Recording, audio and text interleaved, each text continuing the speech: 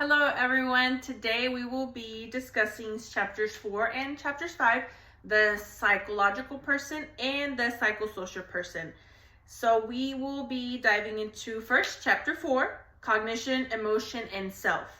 Cognition refers to our thoughts, beliefs, and how we process the world around us, while our emotions play a crucial role in shaping our actions and our decisions. In this chapter, we were introduced to a case study with a med student named Dan.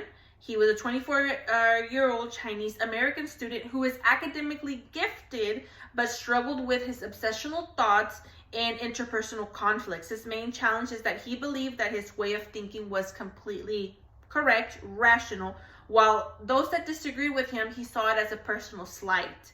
Some of the key issues were that he thought that his way of thinking was correct, and he expected others to not just acknowledge it, but even apologize when they didn't.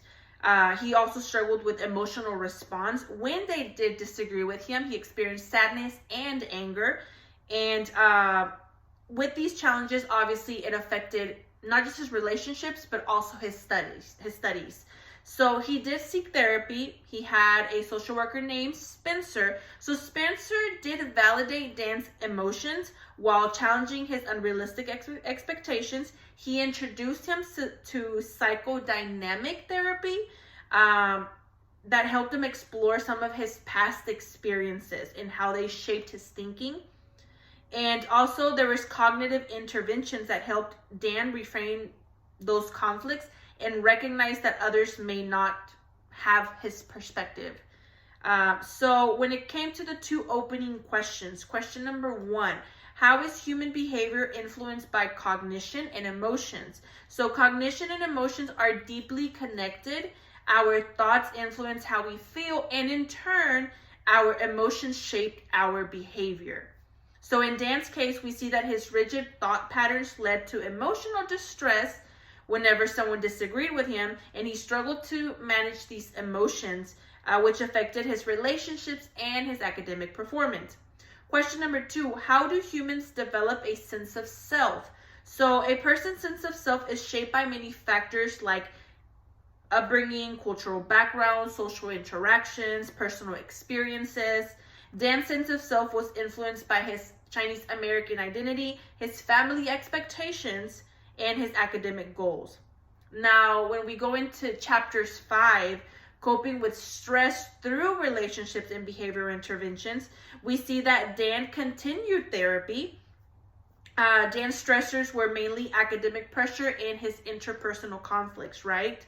So Spencer introduced behavioral techniques to help him manage with these emotions and stay focused to his studies.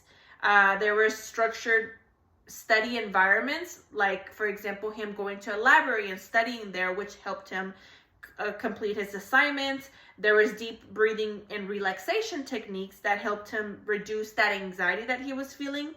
Physical activity like swimming was introduced, and also post-workout study sessions, which helped his body, when it was calmer, to stay focused and concentrate. Overall, the outcome, we saw that Dan's studies habits did improve, and he overall reported fewer conflicts with mom, sister, and his peers. The opening questions for this chapter. Question number 1, how do relationships help us cope with stress? Relationships provide emotional support, validation, and a sense of belonging.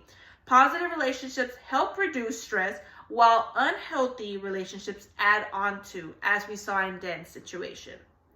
Question number 2, what are some approaches to coping with stress? There are several ways that you can manage it, like we saw, engaging in physical activity, reframing our interpersonal conflicts to reduce those emotional distresses that we're feeling, emotional regulation, deep breathing, and learning to let go of this conflict, which is something that Dan struggled with doing.